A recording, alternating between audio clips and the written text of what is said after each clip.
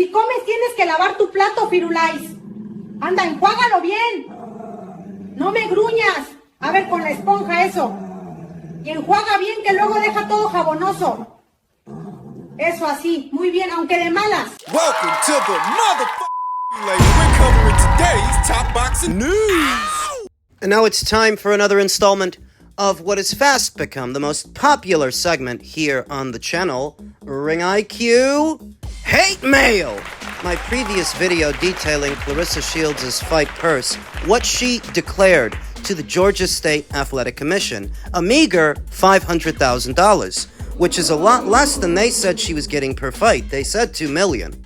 We got into that, and apparently JEG 1994 didn't like what I had to say. Y'all are lying. Shields is the face of women's boxing. I'm lying? Lying about what? Without Jake, Serrano doesn't sell shit, numbers don't lie.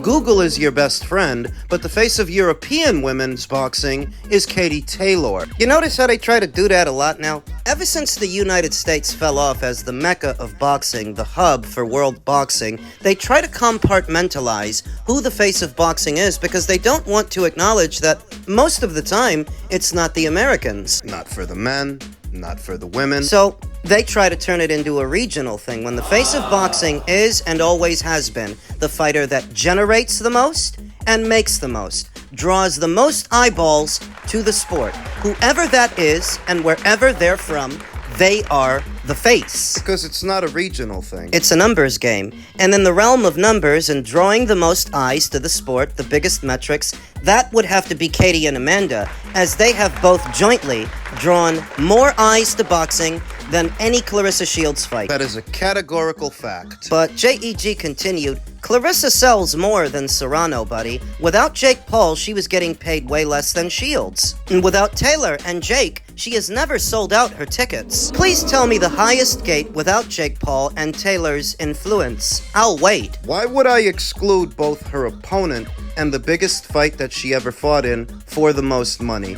To accommodate Claressa Shields and bring Amanda down to her level? You're essentially asking me to eliminate the proof that Amanda generates more and makes more than Claressa. Because why would I have to exclude them for doing that? Exclude Savannah Marshall from Claressa Shields' resume, as that is the biggest fight that she ever fought in. But two can play at this game. Exclude Savannah Marshall and the fight they had. Exclude the money that Claressa made from that fight. Who promoted it? Because it wasn't Dmitry Salita. And we know it wasn't all down to Claressa since it happened in the United Kingdom, not the United States. If she really were the driving force for the viewing figures and the ticket sales, it would have been here, not there. Because two can play at this game, and it's a stupid one. Take away that Savannah Marshall fight, and there aren't any big fights or any big purses in Claressa Shields' CV in this past weekend's fight. That doesn't count because she didn't make $2 million from that. Per the Georgia State Athletic Commission, all she declared was a meager $500,000, 1/4 of what she said that she'd be making per fight. $2 million. I don't gotta play this stupid fucking game because I can take all of this news at face value and the facts would stack up the same. Claressa Shields' win records deal is supposed to be worth an estimated $8 million spread across 4 fights over 2 years for $2 million per fight, for a grand total of $8 million. Okay, Amanda made more than that in one night with one fight. The Katie Taylor trilogy, the last one. Amanda made $9 million from that. So did Katie. Well, you're trying to convince me that Claressa Shields is the face of women's boxing when she's generating less than they are, making less than they are. If she's the face, why didn't Netflix use her and one of her fights? The face of boxing, right? They've had Katie and Amanda on their platform at least 2 times, where Claressa hasn't been on there once. I thought she was the face. Canelo Alvarez has been on there, and we know that he's still the face of men's boxing. He still generates more money, more metrics than anybody,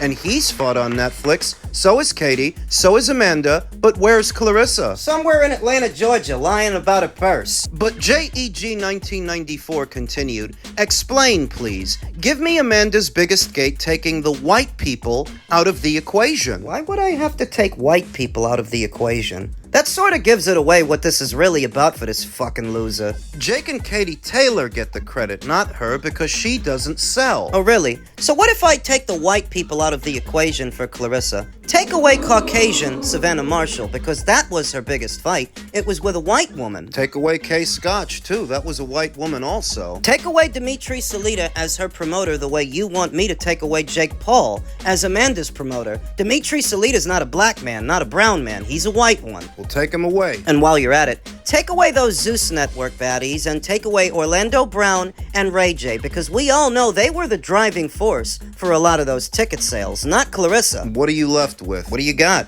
Clarissa Shields still makes less than Amanda Serrano. It is a categorical fact. The most watched fight in the history of women's boxing is Katie Taylor versus Amanda Serrano 2 on the undercard of Jake Paul versus Mike Tyson. Now, what a lot of the Shields fans like to do is dismiss those numbers because they're saying people were only watching for Jake Paul and Mike Tyson. Whatever makes you feel real, that's still the most watched women's boxing match in the history of women's boxing. But for good measure, you know what the second most watched women's boxing match is? Katie Taylor and Amanda Serrano 3. Them again, not Clarissa or anything she did. The third and final installment of Katie and Amanda's trilogy that they main evented, they headlined, drawing 6 million viewers to Netflix in doing so and banking $9 million apiece. Which is $1 million more than the sum total of Clarissa Shields' 2-year deal, which is essentially saying Clarissa's gonna have to fight for 2 years and 4 fights and still come out making less than Amanda did for one fight on one night. So that if Clarissa Shields really were the face of boxing like JEG says, she'd be the one fighting on Netflix. She'd be the one getting $9 million for a fight. Not 500,000 then lying about it. You said you were going to make $2 million per fight. That's not what you declared to the Georgia State Athletic Commission. Nowhere near. And I know how this works. There are other arms of revenue. Back-end money, as it were, but this was not a pay-per-view, so you don't have that arm of revenue, and you're expecting us to believe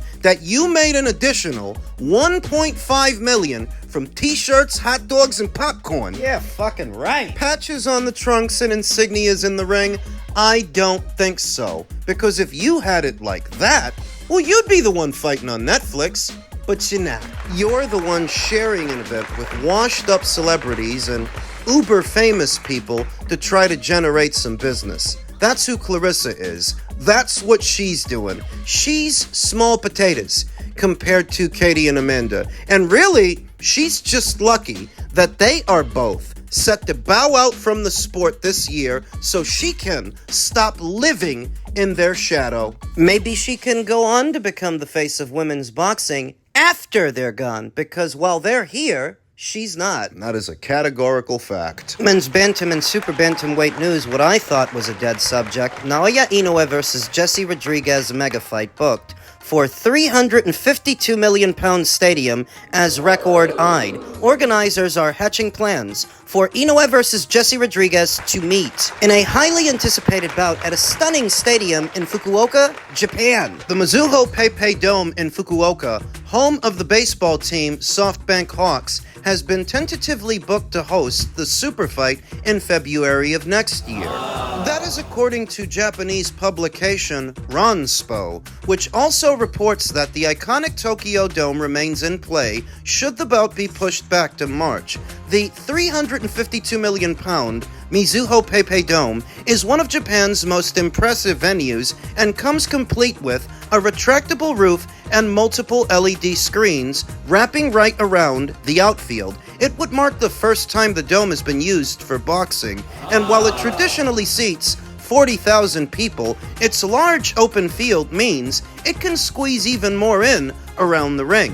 In 1993, New Japan Pro Wrestling event held there drew 55,000 spectators, and Saudi power broker Turkey LL Sheikh is hoping to top that. As he is eyeing the all-time Japanese attendance record, Inoue broke the record in his last outing against Junto Nakatani in May, when they sold out the 55,000 capacity Tokyo Dome, generating a whopping £23.4 million live gate in the process. Which, when you apply the currency exchange rate, is roughly $32 million American, exceeding what Canelo and Gennady Golovkin did with their first fight. Around 27 million. Both Inoue and Rodriguez are expected to pocket record purses for the bout, provided it gets over the line. Bam has a projected payday of 1 billion yen, roughly 4.6 million pounds, which is significantly more than the highest known reported purse of 1.2 million pounds for his fight against Gallo Estrada.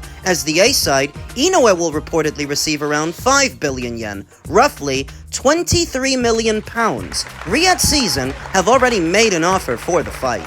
However, former unified flyweight king Rodriguez is planning to have one more fight at Bantam in October or November before moving up to face Inoue for his undisputed super bantamweight crown. Inoue has set a strict deadline of March for the fight to take place, as he intends to move up to featherweight next year in pursuit of world titles in a 5th division. I'm not fixated on fighting Bam, so if Bam says he wants to continue fighting in the bantamweight division, I'm also considering a featherweight challenge, Inoue recently told Yahoo Japan. Responding to Inoue's comments, Rodriguez's trainer, Robert Garcia, told Ring Magazine on Wednesday, "There's been talk that Inoue says he's moving up to feather sooner than later, that he probably won't wait for the Rodriguez fight past March of next year.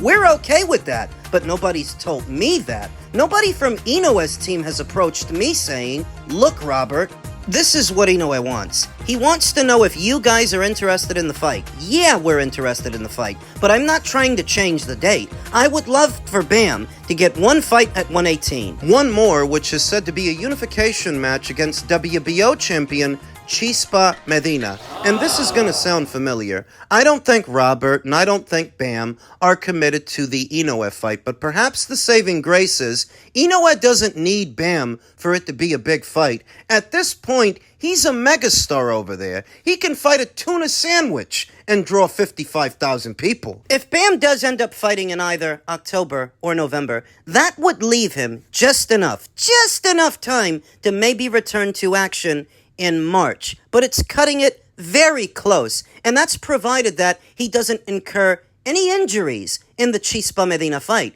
Cuts, bumps, and scrapes, pulled muscles, tendons. Just yesterday, Inoue posted via his own social media, "Starting today, I began sparring sessions with the Mexican fighter who has come as Takuma's partner. I'm staying at super bantamweight to prepare for the rumored big fight or challenging for featherweight. Whichever way it goes, I'll keep building up. Either way, next year will be the year of challenges. I want to show the figure of someone who keeps challenging right up until the end of my boxing career." Because the Japanese as a people are very big on tradition, and very big on honor, more than the Americans, so the sport is not as perverse to an Inoue as it is to a Devin Haney, a Teofimo Lopez, and these American fighters. He still wants to prove that he's the baddest man on the planet. The way a fighter is supposed to, and what really brings the drama to the sport and draws eyes to it. As in the West, it doesn't even feel like a gladiator sport anymore, but that's what it still is to Inoue, who would be vying to become a champion at 5 weights, where he could retire right now and be a first ballot Hall of Famer. He doesn't need to do more. He wants to. So I don't know if it's going to be Bam specifically in March that Inoue fights, though overall, it really doesn't matter because he's not the draw. He's not the money. Inoue is. Inoue can just as easily get Angelo Leo or Brandon Figueroa, one of them in the ring, if Bam's not available. Bruce Carrington? They've been blubbering about fighting Inoue and what an honor it would be for the last 2 years or so. They may yet get the opportunity. In men's light heavyweight news, Dmitry Bivol versus Callum Smith purse bid scheduled for August 27th.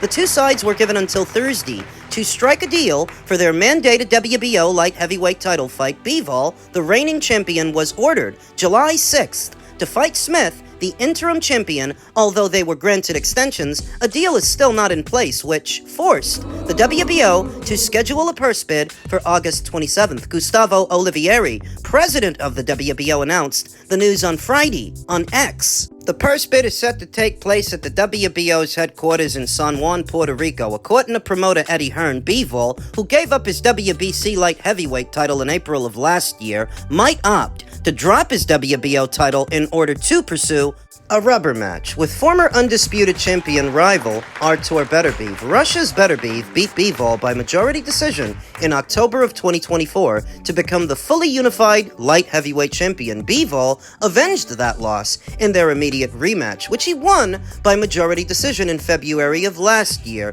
If Bivol does decide to vacate, Hearn believes that Smith would then face Joshua Buatsi for the vacant title. England's Smith, a former Ring Magazine and WBA super middleweight champion, beat Buatsi by UD and won the WBO interim light heavyweight title on the Bivol versus Beterbiev rematch at the beginning of last year. But Smith has not fought in the 18 months since he battled Buatsi in one of the most entertaining fights of the previous year. Russia's Bivol, who still owns the Ring Magazine, IBF, WBA, and WBO light heavyweight crowns, has slowly gotten back into a groove. After undergoing back surgery in August of last year, Bivol returned against IBF mandatory challenger Michael Eifert this past May in Ekaterinburg, Russia. The 35-year-old Bivol dropped his man in the first round and won a wide UD, but unfortunately, the ring's number 6 ranked pound-for-pound fighter said he recently underwent another surgical procedure. This one took place on July 23rd on his left elbow. Vadim Kornilov, Bivol's manager, stated that he expects his fighter to be back before the end of the year in what would be his second ring appearance. You know, they've been going back and forth with this thing for a while. Are they going to fight Callum Smith to keep the brown belt, or are they going to drop it to pursue the Beterbiev trilogy? And all the while, Artur Beterbiev hasn't been up to much. Summer is all but come and gone, and he still hasn't scheduled a little tune-up fight to shake off the cobwebs. So the more time he spends inactive, the worse his chances are against Dmitry in a rubber match. In truth, I am okay with either fight as a boxing fan, whether it's Callum Smith next or Artur. I could go for either one. I don't really have a preference. I do sort of feel for Artur Beterbiev that he's been out for so long, but if he hasn't had a maintenance fight in between, I feel like that's largely his fault.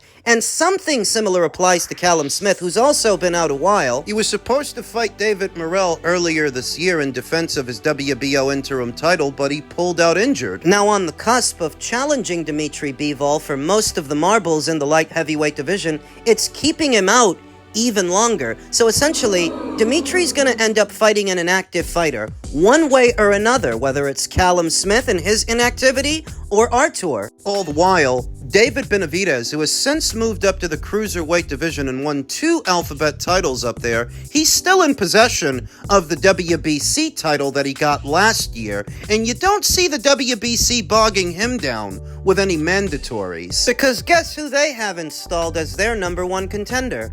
Artur Beterbiev, and they've let about a year go by without ordering David to do anything. When it's obvious he's not coming back down, it's obvious he's done as a light heavyweight, and the best thing to do is keep the title in circulation. Either give it to Artur or let him fight somebody for it.